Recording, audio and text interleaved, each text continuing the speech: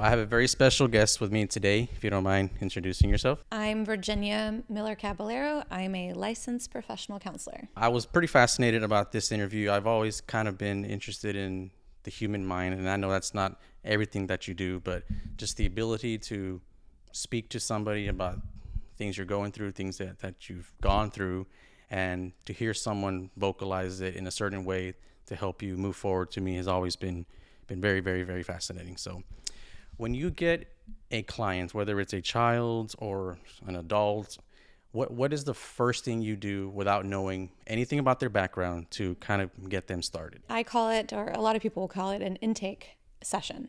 So the first time they come in, it's very non-intimidating. I always say, ask 500 questions. I think it's probably 100 or less, but it goes by quick. It's about a 60 to 90 minute session. And I'm asking all sorts of questions from, were you born and raised here in Houston? How many moves did you have? From your parents all the way down to how depressed have you ever been in your life, right? So there's tons of questions that I ask, and it's really the questions I asked. We don't really go into anything yet. And I let them know that in the beginning, like because they might tell me something very traumatic. Okay. And I might say, I'm going to stop you there, but I'm going to go back to this. Okay. Because I don't want to cut them off, but it is really just to gather information on the very first session. In the beginning, you might already have an idea of what they're going through, but you still want to get to know them before you get right into the meat. So I'll ask them, give me the 2-minute version of why you're here today. Okay. Or why your parents think you should come into therapy. Sure. And so they'll give me the 2-minute version, and then I go into all of the questions. Okay. So I know you've been doing this for over 10 years, right? Yes, of almost 12 years as a therapist, in the mental health field for 22 years. What is something you see like the most when you deal with clients? Is there a certain, I don't want to say issue, that sounds bad, but is there something you see more frequently with your clients that you don't see with others?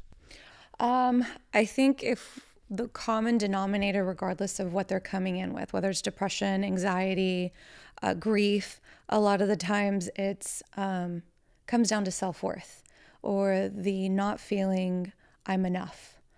Something's missing. And is that something that they've come up with themselves and decided that they are not worth something, or is that something they get from other people saying you're pointless or you're worthless, or kind of where do they get to that conclusion? Yeah.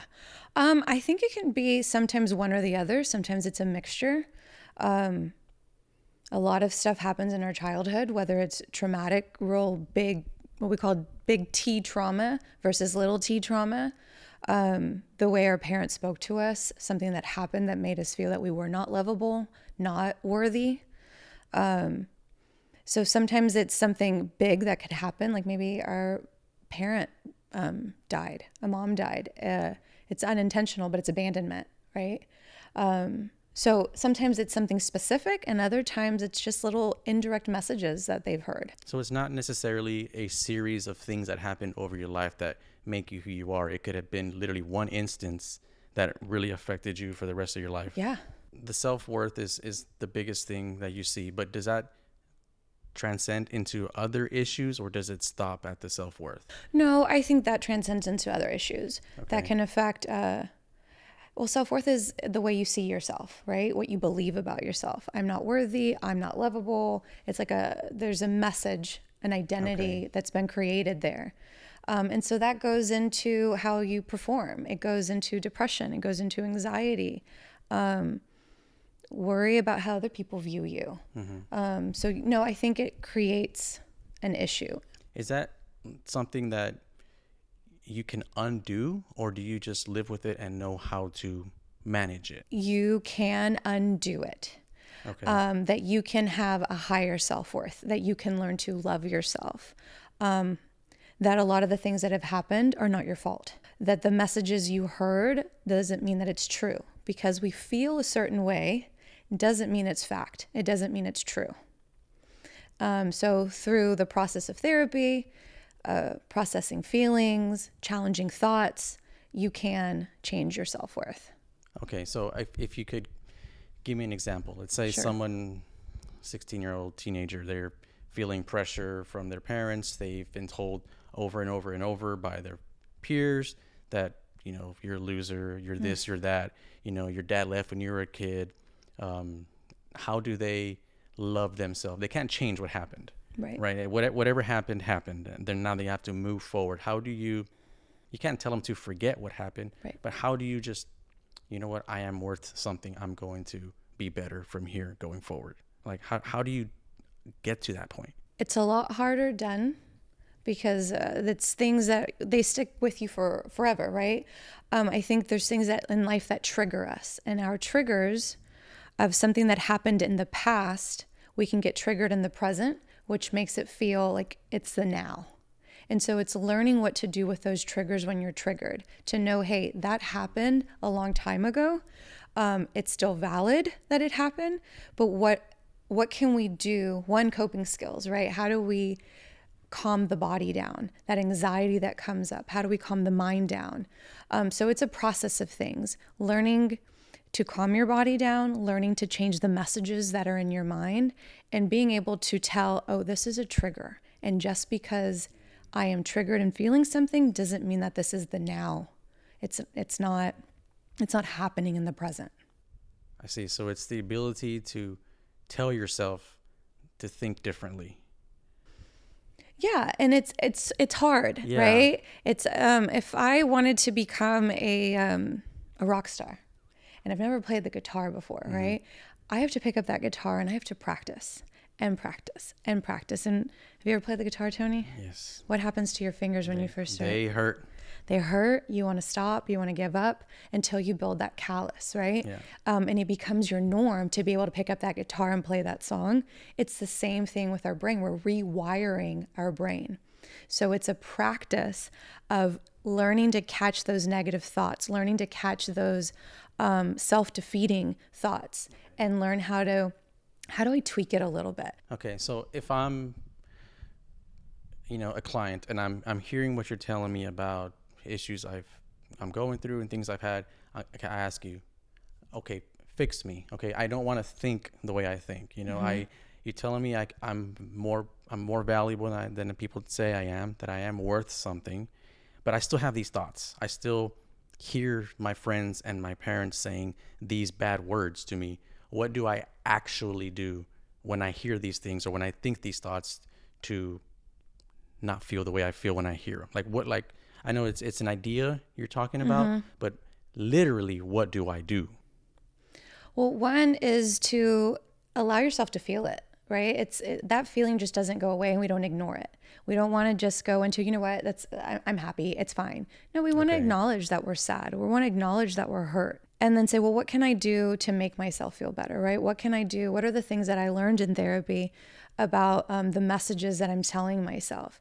How do I validate that actually did happen to me? Someone did say that I was stupid multiple times. I went into school and I was bullied.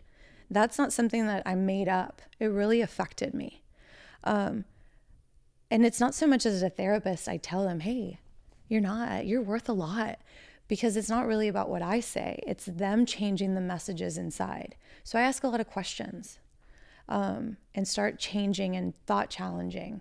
So when a client comes in and you go over the 100 or 500 questions, you get to know them.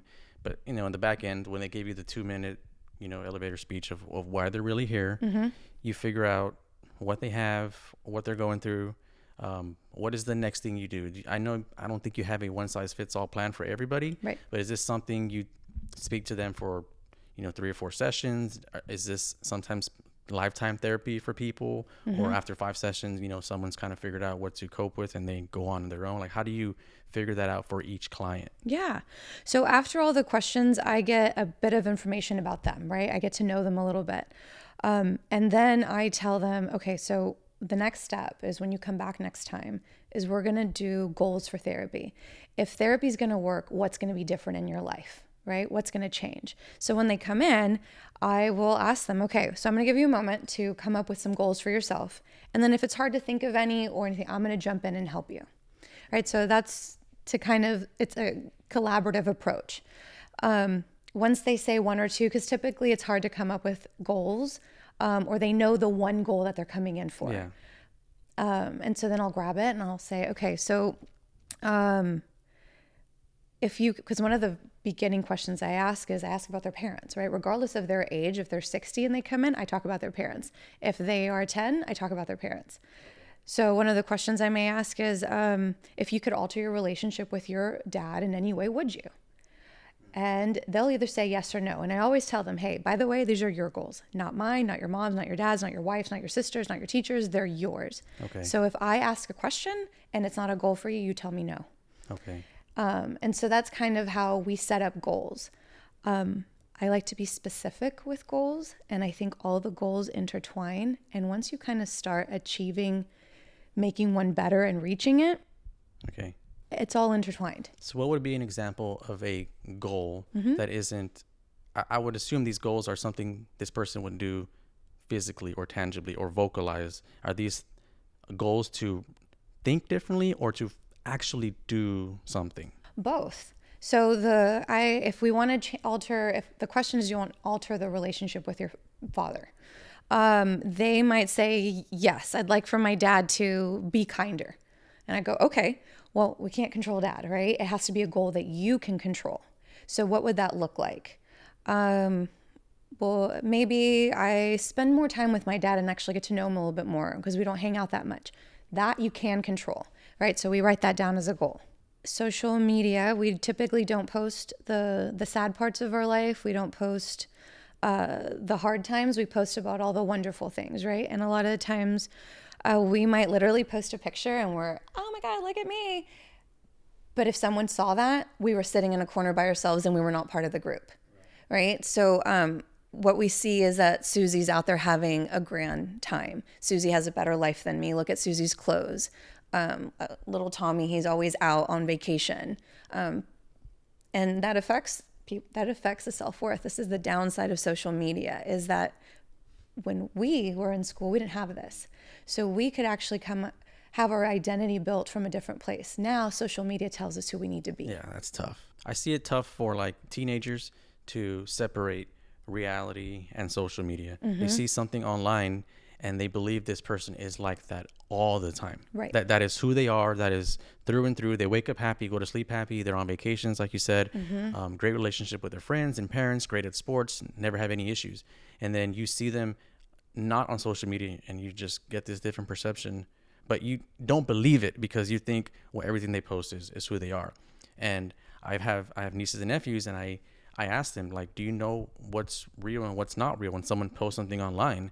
And it's hard for them, at least initially, to separate that. Mm-hmm. It's like, well, they're posting it online. That must be who they are. So how do you, as a mother and a wife, separate your own emotions during a therapy session with somebody, let's say an 8 or 9 year old who might be similar in age to your own kids, mm-hmm. and you're hearing issues they have at home?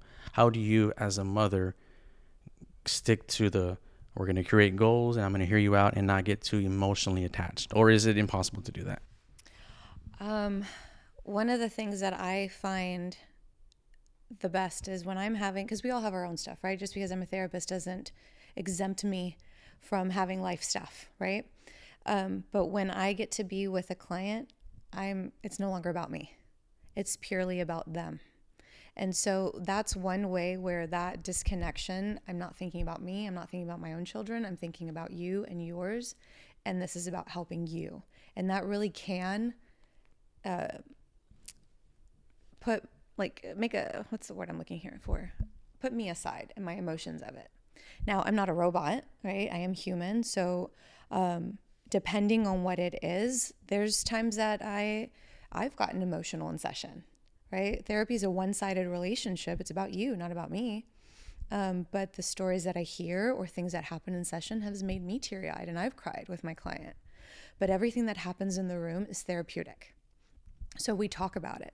So if there's an emotion that comes up for me, like I've been annoyed before, I've been angered by something they've said, not about this, but a story, something that's happened in their life, and we talk about that. What's it like having your therapist cry? It's never a negative. Now, I can't be crying every session, right? Because then it's about me. So you're not, covering your emotions, like you're allowing yourself to be in it, but at the same time you're remembering that it's about them. Right. Well, it's all therapeutic. So Explain that. I'm missing the part of my therapist being emotional. How is that therapeutic for me with the real issues? okay. So what's it like having your therapist cry in session right now as you're telling a life story or you're telling this?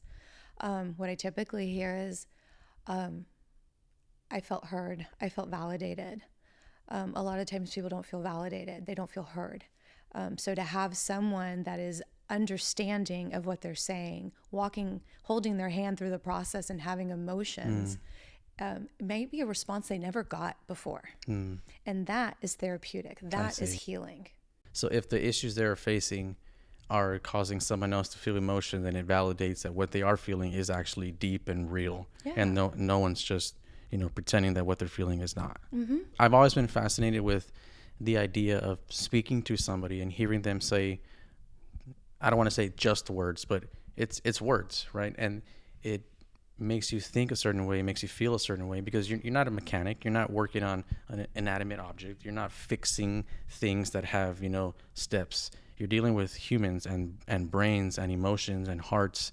And to just speak with someone and let your emotions be real, let your emotions be raw, and let it all out there. To me, it's very fascinating because you are also human. You go through your own things. You're married, you got kids, you have, parents and cousins and nieces and nephews, and you experience real life. And then you have to, at the same time, put yourself in a situation where now you're trying to help someone going through something, maybe exactly what you're going through. And you have to be like, well, this is how you should do it. Let's create goals. And you at the same time are going through something, right? And it's fascinating to me that you can help someone through something they're going through, and you're also a human. We're not asking like AI to help me figure out how to cope with this. It's another human being to help to lead me through what I'm going through. It's very fascinating. So as a therapist, you also have to be taking care of yourself, right? You need to know what client you're taking on. And if you are experiencing transference, you're experiencing something, then now it's become about you. And so therapists have therapists. We have colleagues. We'll talk about things to be able to make sure that we can see clients with a particular thing, right? If I had my father pass away, right? So right in the beginning of that, it's been 8 months, but right in the beginning of that, I probably wouldn't have been able to take on someone who was coming in for grief because then my emotions would have been involved in that. So I have to heal. I have to go through a process of being able to deal with things before I can step into a room with someone else. What are things that parents at home can do with their children at home without seeing a therapist that they can do to help their kids deal with issues like self-worth, self-esteem, low self-esteem, or anxiety without actually seeing a therapist? What are things that people can do? One is it's hard to recognize when us as parents actually need our own therapy or need to figure out our own stuff because our stuff goes into our children. So the voice, the words they hear are who they become. So if we are struggling with stress, with anger, with whatever that is, the way we're acting around them, the words that we're saying to them directly or indirectly, that's affecting them. And so one is, as adults, we need to recognize our own stuff. But let's say that we're either pretty healthy in our mental health or we're going through the process of recognizing our stuff. The words we use around our children, right? Okay. Speaking words to uplift them, to not tear them down, because you are their main attachment. So what you're saying to them is who they think they are. And that goes back into self-worth. So that's why I see a lot of people with self-worth stuff, because as parents, even the best of parents, we screw up. Yeah. So let's say a child comes in, I'm going to say 13, 14-year-old, and they've got either low self-esteem, anxiety, or self-worth. And at least that's what the parent tells you. Okay. My child has this. Fix him. I can't take it anymore. He is, going off the rails. And the kid comes in and you hear a different story. So do you, as a therapist, have to weigh both sides, where maybe the kid's not telling the truth, or maybe the parent doesn't know how to deal with their young teen? Like, how do you navigate that? It's typically both. I heard this when I started being a therapist from a colleague that said the child is typically the smoke detector for the home. And so it's a family system thing. It's never one person in the family. So yes, the child may be struggling with something, but the surrounding, the environment, how the parents are dealing with it, or how the parents are influencing whatever is happening, it's both. Yeah. So it's really validating both, understanding both, but also helping both, guiding them into how can you parent your child, this particular child, better and different. And as a Okay. kid, what can you do in these instances? How do we work on your anxiety? What are the coping skills that can help you here? It becomes a family session eventually. Okay, so do you call the parent out on, hey, what you told me was not completely true, or how do you navigate the parent just pushing a kid on you, saying fix this kid, and the kid is saying it's a different story? Like, how do you bring the parent in and say, I need to talk to you as well? So I will not see a child if I don't get to see the parents.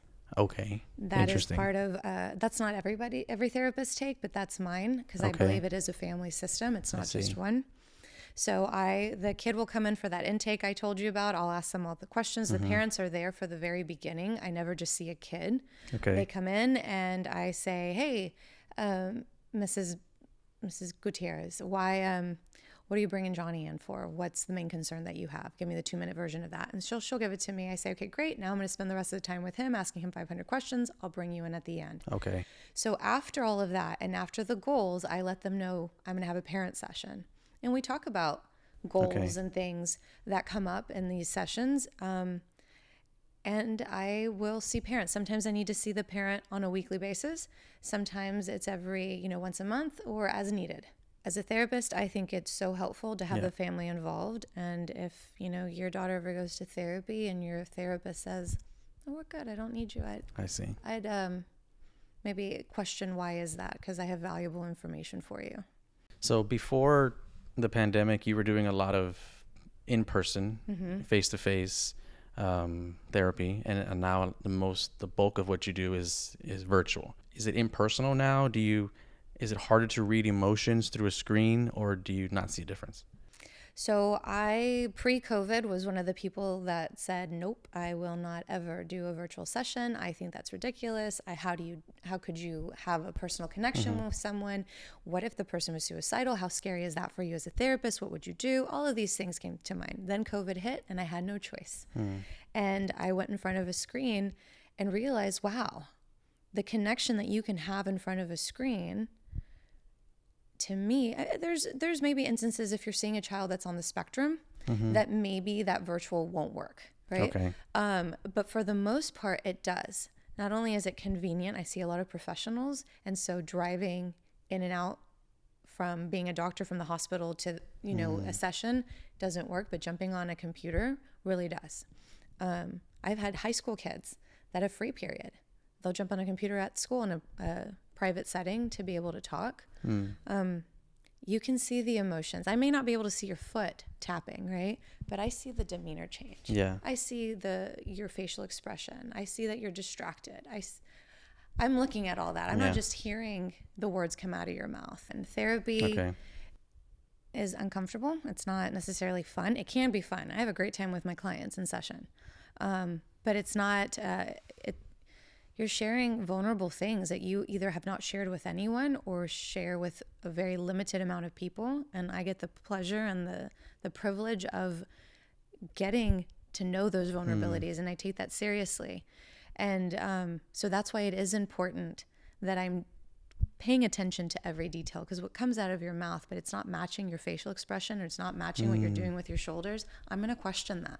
I've always had this stigma about therapy as people with like god awful issues, like someone experienced a major tragedy and they need therapy. Like when I was in high school, someone passed away and they offered therapy to people. I'm like, well, I'm not affected. I mean, I wasn't their friend.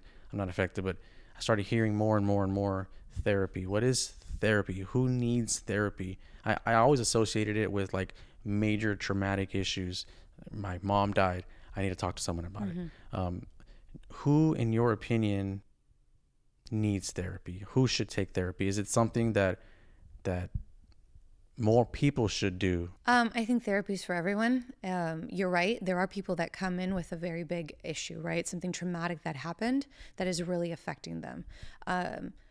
There are some people that might come in and say, I'm having anxiety all of a sudden and I'm not coping with it well. I want to learn new coping skills for anxiety, right? And so it's not this huge thing. Their life isn't turned around, but they're noticing that something's happening. So I say for anyone, because I think we can all use better coping skills. We could all use better communication.